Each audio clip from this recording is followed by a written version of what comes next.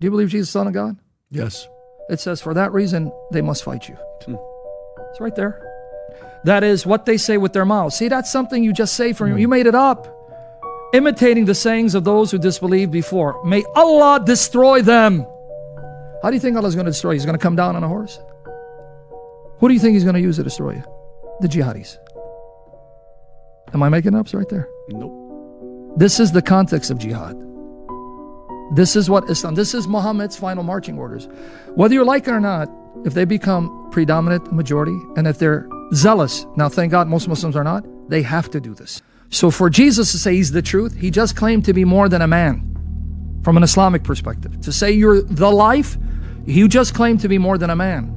And He says, you want to get to the Father, you want to be with me, you want to dwell with me, you better come to me and accept me as I am. But the Jesus of the New Testament, who's the Christ of history, is not a Muslim prophet.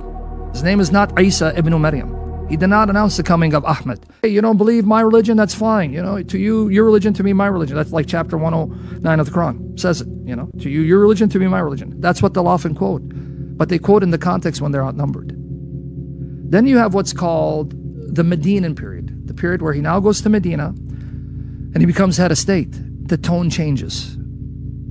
It goes from, to you, your religion, to me, my religion. Then you enter Medina. Okay, now, since they oppressed you, you can fight back. Self-defense. Chapter 9, one of the final marching orders, he's amassed a large number of soldiers. Now he's telling them, go and expand Islam. It's no longer defend yourself. It's now go and expand Islam politically, economically, socially. It's not a politically correct message, but it is what it is. That's why Islam is not Christianity. Christianity is not Islam. We're not the same. We have differences. So Islam thinks that Christianity has been perverted, corrupted. The New Testament has been changed. We believe that there are many antichrists who will come into the world. You know, I know Muslims will get offended, but it is what it is. Jesus in John 14:6 explicitly says, I am the way and the truth and the life. No man comes to the Father except through me. He didn't say I'm one of many ways. I point you to the life, and I can bring you to the Father among many. He goes, no, I am the truth, the life. Let me describe Islamic last day, because I want to show the audience who don't know Islam how graphic this is. The last day in Islam means if you pass the test, you will enter Jannah, you'll enter paradise.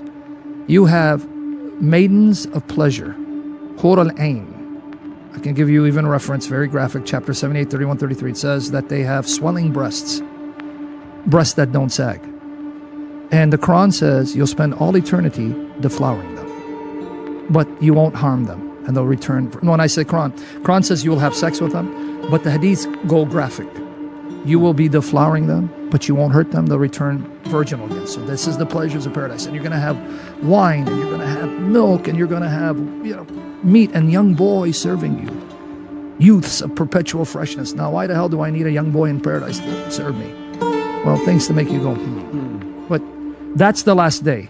See, if I talk about the story, you know, I get a little emotional. So, and he told me that he loved me so much, he died for me. That rocked me at 6.5. To know someone would love me that much to die for me. So he taught me the sinner's prayer. The sinner's prayer is, you know, you say, Lord Jesus, I'm a sinner, come into my heart. Now, being a kid, I thought I had to recite that prayer word for word, because we take everything literally, right? And he told me do it at night, so I took him literally. I had to wait till night. So I was afraid I was going to forget the prayer, and I kept reciting it. And night came, and I forgot it.